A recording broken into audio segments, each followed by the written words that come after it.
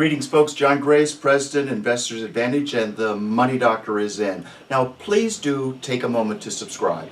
We appreciate your questions. We see a lot of activities, a lot of volatility happening in the overall economy, certainly a lot of volatility when it comes to residential real estate and the overall stock market. So please do subscribe so we can keep you in the loop, because what we're doing here is, we believe, adding a service that you're generally not getting from the standpoint of how can we really understand what's going on in the economy. How can we see how to take advantage of the good times and avoid as much as possible the bad times?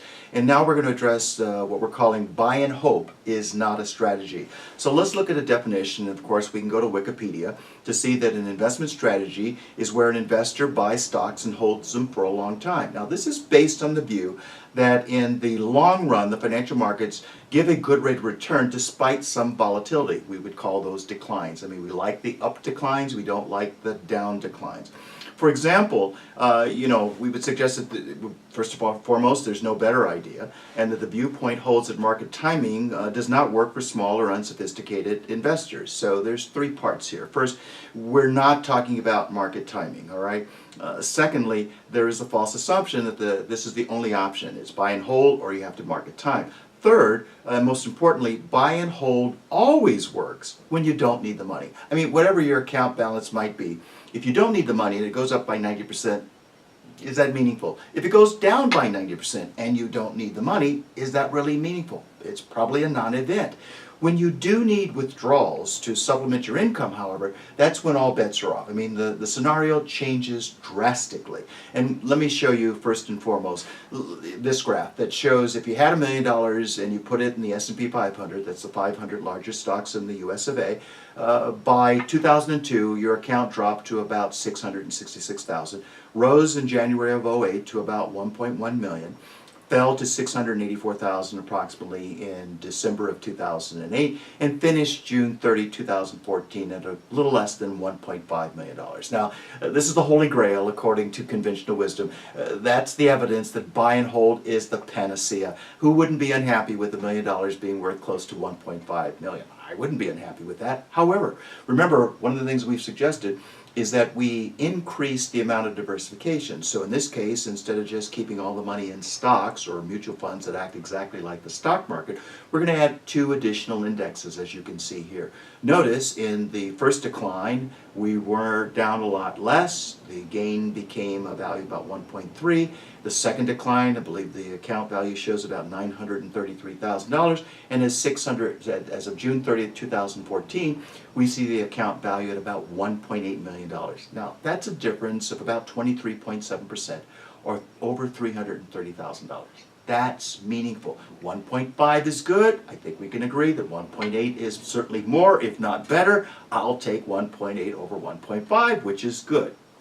Let's then look at a very realistic scenario. The first scenario, we didn't need the money. We might have kept adding to that account, but we didn't need the money. Now let's look to see if we did need the money. If we retired in January of 2000 and we needed $5,000 a month or $60,000 a year, and our agenda was to set it and forget it, just keep taking out $60,000 a year. Lo and behold, we wake up on June 30, 2014 and find that our account value is reduced to approximately $160,000. So let's see. Just about all the money is gone and I'm still here. Are we having fun yet? That would not be fun to me. If we add the two additional asset classes that we're suggesting, or at least to look at and review, this isn't a recommendation, notice that we do the same thing, taking out a total of about $840,000, but as of June 30, 2014, the account value is at a little over $500,000. That's better. That's better. Better is better. So maybe we still have to do some work from the standpoint of how are we going to make up the difference should this 500,000 decline. Can we reduce our withdrawal rate? Those are all certainly more options at 500,000 as opposed to 160,000, fewer options.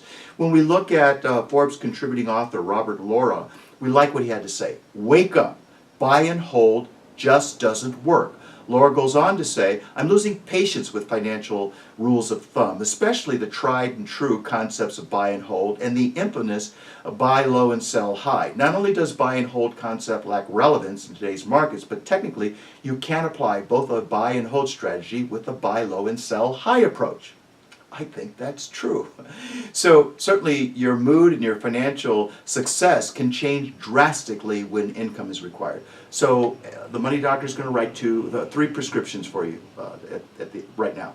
The first is that you go back to your current financial advisor and have them show you, how did you do from 2001 to 2014? Look at the holdings, look at the results, look at the fees, make sure all the fees are disclosed. But let's see exactly how we did. Then secondly, let's see what we can learn. In other words, let's suppose that we, for part 2, we identify ways that we could have looked at more diversification. What could we have put in the equation, like we've just shown you, that might have worked for you from 2000 to 2014? And then thirdly, look to see where you can identify active management strategies. I mean, the whole purpose is in a bad year, the money's being taken off the tracks as a train is crashing through, right? Taking that money out of danger, putting that money in cash. Again, looking at your account daily. You're too busy to try to do it yourself, to take the money out of risky assets in a bad year, and then, like that would be 2008, and then back on the track or back in risky assets in 2009, which was a very good year. And you wanted all of that 26% return, for example, in the S&P 500.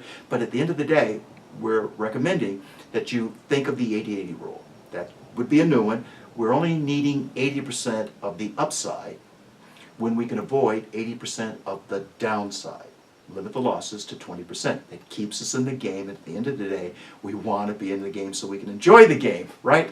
So if you don't like the answers that you get, or you don't understand the answers, let me suggest to you that you get a second opinion. And with that, John Grace, the Money Doctor, is out.